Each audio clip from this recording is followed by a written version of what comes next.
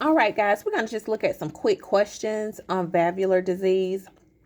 First question says a nurse is completing discharge teaching with a client who had a surgical placement of a mechanical heart valve. Now, I told you most of these questions are going to come from care of the patient after their cervical procedure or teaching. Which of the following statements by the client indicates understanding of the teaching? I will be glad to get back to my exercise routine right away. No, because we know it takes about 6 weeks. It's like an open heart surgery. B, I will have my prothrombin time checked on a regular basis. Well, we know they're going to be on Coumadin lifelong, so that's a possibility. C, I will talk to my dentist about no longer needing antibiotics before my dental exams. You know that's false because they need prophylactic treatment. Or D, I will continue to limit my intake of foods containing potassium. We know that's false because they need to limit their intake of sodium. So the correct answer will be B because we know that anticoagulant therapy with Coumadin is necessary for the patient following placement of a mechanical valve. The client's prothrombin time, their PT and INR will have to be checked on a regular basis, and that's the correct answer, B.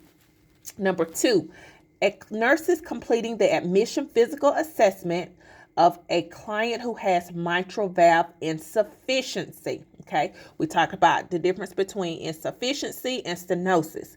Which of the following findings should the nurse expect? Okay, S4 heart sound, possibly. Petechiae, we'll see. Neck vein distension. Now, if my patient has got a valve problem, they're backing up, they've got some right-sided heart failure, I'm definitely going to see neck vein distension. Or D, splenomegaly. I'm going to go with answer choice C because neck vein distension is an expected finding in a client who has pulmonary congestion due to mitral valve insufficiency. Next question, number 3. A nurse is reviewing the health record of a client who's being evaluated for possible valvular heart disease. The nurse should recognize which of the following risk factors for this condition. Now, this is a SATA. Select all that apply. Question. Okay, A, the patient had surgical repair of an atrial septal defect at age 2. Well, that's congenital, Miss Seabrook, so I'm going to keep that one on my radar. B, measles infection during childhood. They don't have like rheumatic fever or anything, so I'm going to hold off on that one. Streptococcal infection or rheumatic fever in childhood is a risk factors, not measles so much. C, hypertension for 5 years. Guess what? They've got that left ventricle remolding because their pressure is so high, so I'm going to keep that one in my head. D, weight gain of 10 pounds in the past year. Now, I told you guys that weight gain of greater than more than 3 pounds in one day or 5 pounds in a week. So I can eliminate choice D. And then choice E was a diastolic murmur present on which we do expect to find. So my answer choices for this one is going to be answers A, C, and E. Okay, the murmur, the hypertension, and then a history of congenital malformation. Number 4, nurses caring for an older client who is to undergo a percutaneous balloon valvuloplasty. Here's another surgical client. The client's family member asked the nurse to explain the expected outcome of this procedure. Which of the following responses should the nurse give?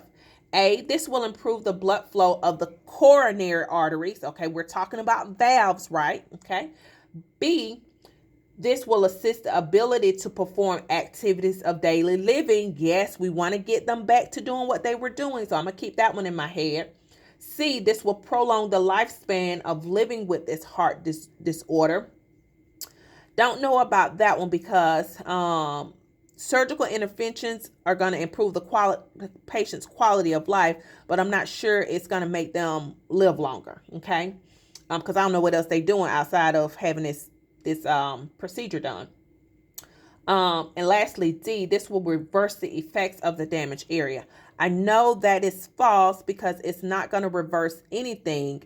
It's going to allow those leaflets greater mobility so that blood flow can come through. It does not reverse damage that has already occurred to the valve. Okay. Last one. A nurse's educator is reviewing expected findings in a client who has right-sided valvular heart disease with a group of nurses. Which of the following findings should the nurse include in the discussion? Select all that apply. Dyspnea, shortness of breath, yes. B, client reported fatigue, yes. C, bradycardia, a normal or a rapid pulse, or an irregular rhythm or manifestation. So they're going to have a fast heart rate and not a slow heart rate. D, pleural friction rub. That's going to be seen more like in pneumonia or pleurisy. And then lastly, E, peripheral edema. Of course, we're going to see that of right-sided heart failure. So my answer choices are going to be dyspnea, client reporting fatigue, and then that peripheral edema. I hope that explanation of those answers kind of helped you out. I'm going to upload this one under sample test questions. Thanks so much.